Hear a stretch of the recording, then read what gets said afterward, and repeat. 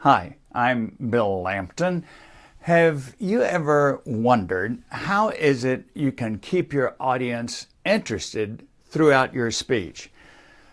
Sometimes people say to me when they know that I'm a professional speaker and a speech coach, sure, I can keep the audience interested at the outset. They're eager to find out what my message is. They will at least give me a fair chance to get them involved. However, once I get into my speech, partway through my presentation, I notice people starting to drift away.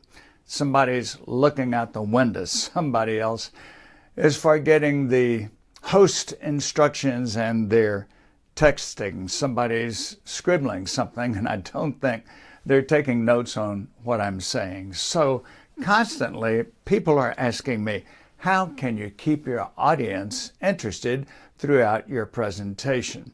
Well, a couple of minutes ago, I jotted down 2 or 3 ideas, which I know will be helpful for you.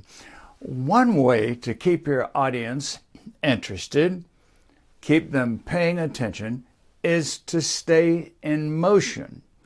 Now, to give you a quick illustration, let's say that you and I are standing on the dock where cruise ships come in and dock and go out again. There's a cruise ship that we're watching out on the horizon. Are we going to take our eyes off of that cruise ship and watch one of the ships in dock? Not very likely. Why? Because our attention automatically follows motion, action, activity.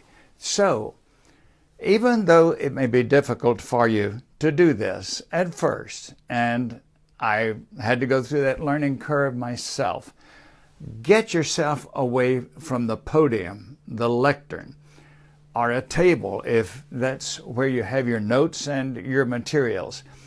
Be bold enough to move out among the audience, circulate, and as you're moving, their eyes are following you, and more likely, their attention is following you as well. I like to say, nobody can shoot at a moving target as easily as they can a still target. So, get in motion.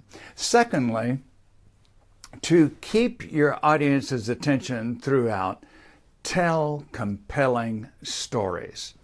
Just a few minutes ago, I looked up a statistic. How many people in the United States of America suffer from paralysis? The answer, 5.6 million people, which is 1 in 50 people. Now, that does catch our attention. Yes, that's a startling statistic. However, what would catch our attention more, those statistics or this story? I could tell you this story about Devon Gales, a Southern University football player who in 2015 was injured in a game. Southern University was playing football against the University of Georgia. Devon Gales was injured severely. He's been paralyzed ever since this.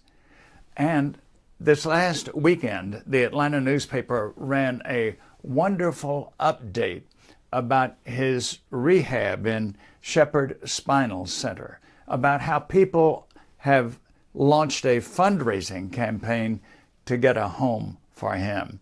And if you go to YouTube, like I did just a couple of minutes ago, and type in Devon Gales, that's Devon Gales is his last name, you'll see numerous videos in there paying tribute to him, encouraging him, talking about how the University of Georgia, where he did not play, that was his opponent, how they have come to help him. So that's 2 big tips that I would give you. The third one is, don't make it a solo act when you give a presentation. Many years ago, Jimmy Durante, a well-known and beloved comedian, said, everybody likes to get in on the act. And he's right.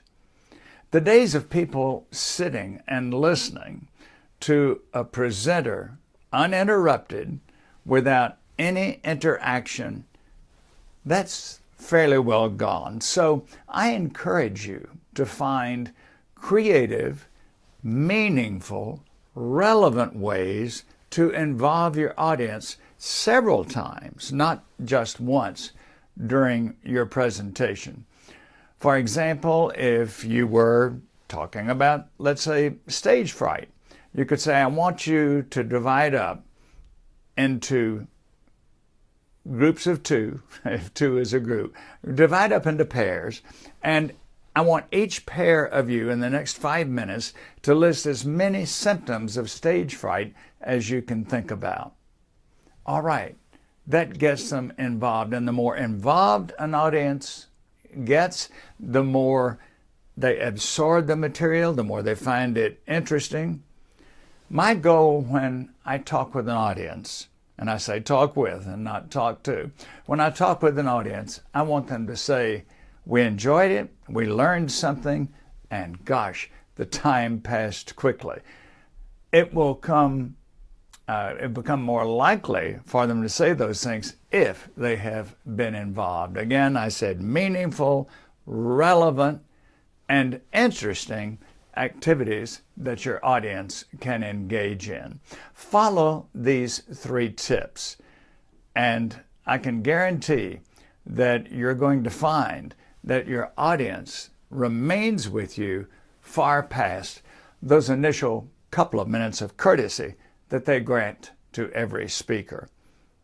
If you want to know more tips about giving presentations, which I'm sure is a vital part of your profession, go to my website, Biz Communication, that's B-I-Z, bizcommunicationguy.com, and notice especially a new page that I've put there titled Virtual Coaching.